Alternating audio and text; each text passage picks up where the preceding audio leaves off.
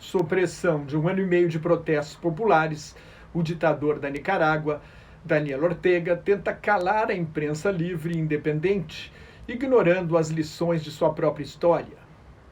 Na Nicarágua, vale a máxima de que o oprimido de ontem é o opressor de hoje.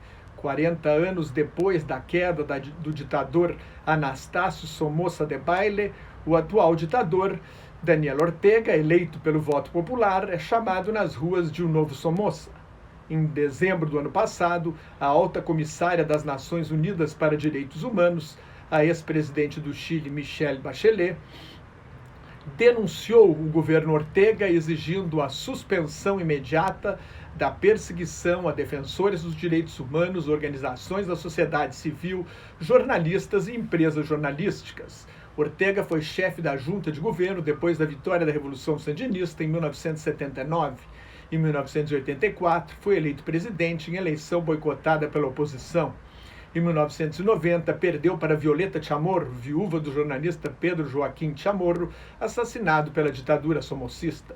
Desde que voltou ao poder democraticamente em 2007, Ortega se tornou cada vez mais autoritário, especialmente nos últimos 2 anos. Com a crise econômica terminal da economia da Venezuela, o regime chavista parou de ajudar os governos aliados.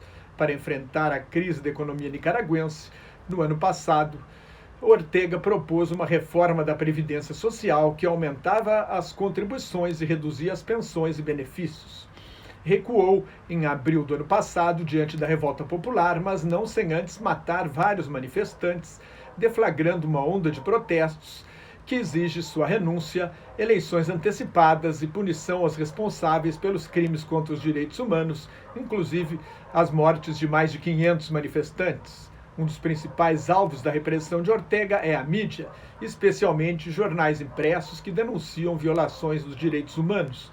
No mês passado, parou de circular El Nuevo Diario, fundado em 1980, pouco depois da vitória dos sandinistas liderados por Ortega, para ser um jornal independente entre Barricada, órgão oficial da Frente Sandinista de Libertação Nacional, e do jornal oposicionista La Prensa, o mais tradicional da Nicarágua. O governo Ortega reduziu o fornecimento do papel de imprensa aos jornais oposicionistas, ignorando uma lição da história da Nicarágua. Em 10 de janeiro de 1978, o assassinato do jornalista Pedro Joaquim Chamorro, dono de La Prensa, acelerou a ofensiva final dos sandinistas, que tomaram o poder em Manágua em 17 de julho de 1979, acabando com uma ditadura de mais de 40 anos da família Somoza.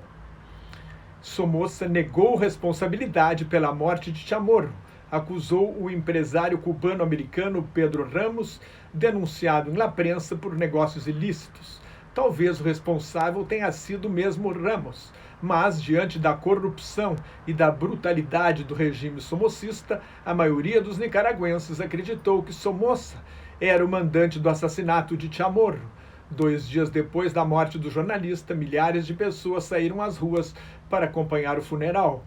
Mais de 30 mil pessoas protestaram na capital e nas principais cidades da Nicarágua, depredando carros, provocando incêndios e pichando paredes. A resposta violenta do governo só piorou a situação.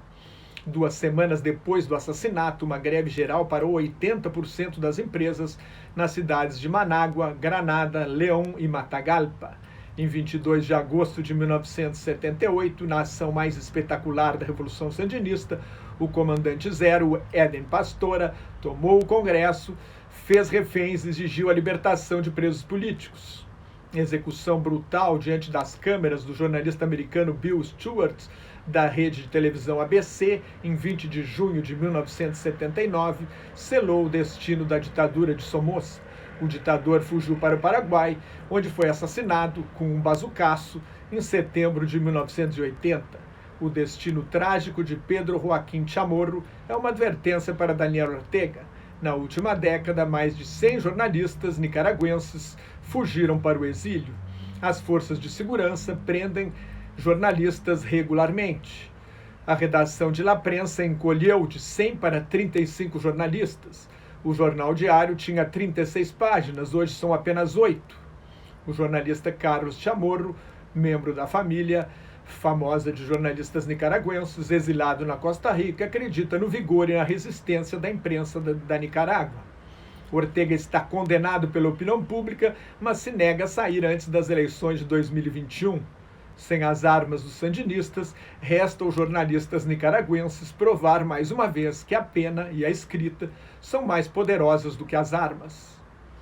Mais notas e comentários sobre política internacional no meu blog Globalização em Crise, que está em nelsonfrancojobim.blogspot.com, no meu Twitter e no Facebook.